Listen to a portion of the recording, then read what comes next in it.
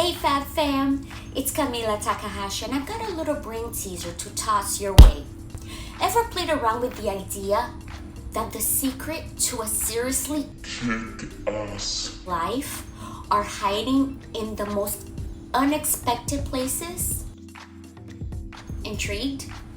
Well, hang tight, hit that subscribe button because today we're jumping into the extraordinary universe of the 4 agreements by the one and only Miguel Ruiz. This awesome little gem rewired my whole experience. It was like unlocking a secret level where my life got this insane upgrade and I began living my best life. The agreements, you might ask? Think of them as the keys to a treasure chest of badassery. This read is not your typical self-help snooze fest. It's a legit soul shaker.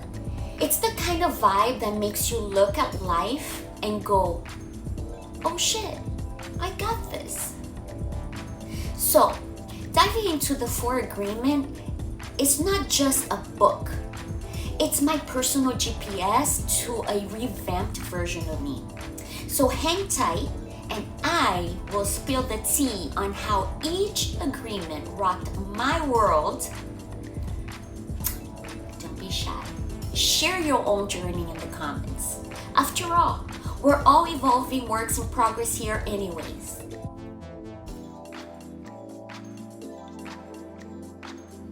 Agreement number 1. Be impeccable with your words. It's like brain aerobics, folks. Did you know our words are like little Zumba sessions for our neurons? Studies in the brain show that positive words spark a disco party in our brain. Neuroplasticity, the brain's fancy dance of reshaping itself, gets groovy with the words we choose. Positive language flips the brain's mood switch to happy, while the negativity might summon the stress monster. Who wants a happy brain dance? I know I do. Negative words triggering the stress response, that's like playing heavy metal in your brain when you're in the mood for a chill acoustic session. Let's keep our brain karaoke stress-free, my friends. Words also ride the emotional roller coaster in our brain.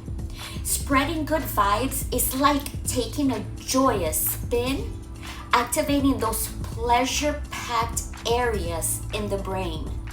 On the flip side, negative words take us on a detour to an emotional turbulence. You better buckle up. It's a wild ride. Now, reflecting on agreement number 1, being impeccable with your word is like having a brain garden party. Positive words are the confetti, nurturing neural blooms and keeping the brainy vibes alive. Who knew our words were brain gardeners? That wraps up our brainy banter on the magic of words in the 4 agreements. If you're curious about the neuroscience dance floor, dive into the science of neuroplasticity and emotional roller coasters. Subscribe, hit that like button, and drop your favorite brain emoji in the comments. Now moving on to agreement number 2. Now, this next agreement is by far my favorite agreement and it made a huge impact in my life. Agreement number 2. Don't take anything personally. Imagine this as a guidebook for staying composed amidst workplace turbulence. Oh yeah. Most of us has gone through it. Now let me recount a real life scenario that put this agreement to the test. Picture a regular workday And suddenly, a coworker snapped at me for no apparent freaking reason. It was unexpected and left me puzzled. This is where agreement number 2 came into play. Instead of internalizing the incident, I remembered this little secret agreement. I chose not to take it personally, recognizing that their action might have been about their own challenges rather than anything I did. It was like having a shield against unnecessary emotional baggage or bullshit. Agreement 2 teaches the art of emotional resilience. When faced with negativity, it's about understanding that it often reflects the other person's internal struggles. By not taking it personally, I avoided adding fuel to the fire and maintained my own emotional balance. This agreement had a significant impact. By not letting this incident affect me personally, I contributed to a healthier workplace dynamic. It's a practice that fosters mutual understanding and diffuses unnecessary tension. It's that simple. So, agreement 2 is not just a concept, it's a practical tool for navigating workplace challenges, or maybe even at home. Reflecting on that incident, I realized the importance of maintaining a level head and not absorbing unnecessary stress. Agreement 3, don't be an ass. Just kidding. Don't make assumptions. And I say don't be an ass because when you assume, you make an ass out of me and you. So that is why I tell you not to be an ass. Remember that coworker I just told you about that snapped at me out of nowhere? Well, immediately, my human brain thought she had something against me. I was wondering if maybe I did something wrong, if I did something to her. I don't know what the... My mind was racing and I began feeling my blood boiling. The more I thought about it, the more pissed I was starting to become. It felt like I was going through a roller coaster of misunderstandings because I don't know what the hell was happening. But then I caught myself. And that is when agreement 3 stopped me on my tracks. Instead of letting assumptions steer the ship,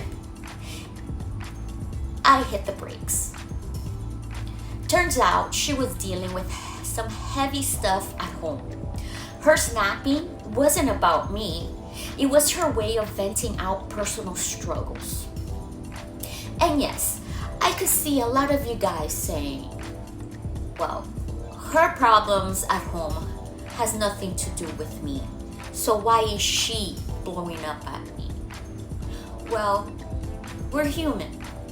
And sometimes we have these pent-up emotions and we might burst out unintentionally at the wrong people. When we hold on to these emotions, it's about to come out.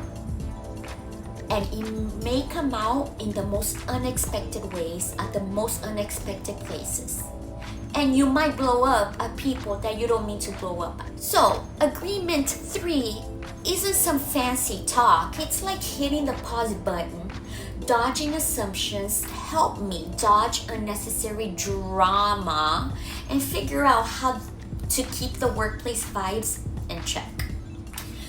Being a nurse and being stuck with other nurses for 12 hours can make a lot of people snap. So that's beyond the point. Lesson learned. Assumptions are like wandering through a foggy forest. Embracing non-assumption clears the air and reveals the clarity behind the initial confusion. It's a game changer in relationships and workplace dynamics. Taking a moment to think about it, agreement 3 isn't just a theory. It's more like a helpful companion steering me through the practical stuff in life. It reminds me not to rush into conclusions and to let the truth unfold naturally. You're ready for our next agreement? Agreement 4. Always do your best. It's not about perfection, but about giving all in every moment. Now, let me share a snippet from my life where this agreement played a huge role. Picture this: a high pressure work scenario where deadlines were looming like stormy clouds. Agreement 4 was like my compass. Instead of letting myself get tangled in the stress web, I focused on giving my absolute best, whatever that looked like in that moment. There was this one project, crunch time hit, and I felt like I was doing a deadline dance. Instead of burning out, I channeled Miguel Ruiz and his 4th agreement.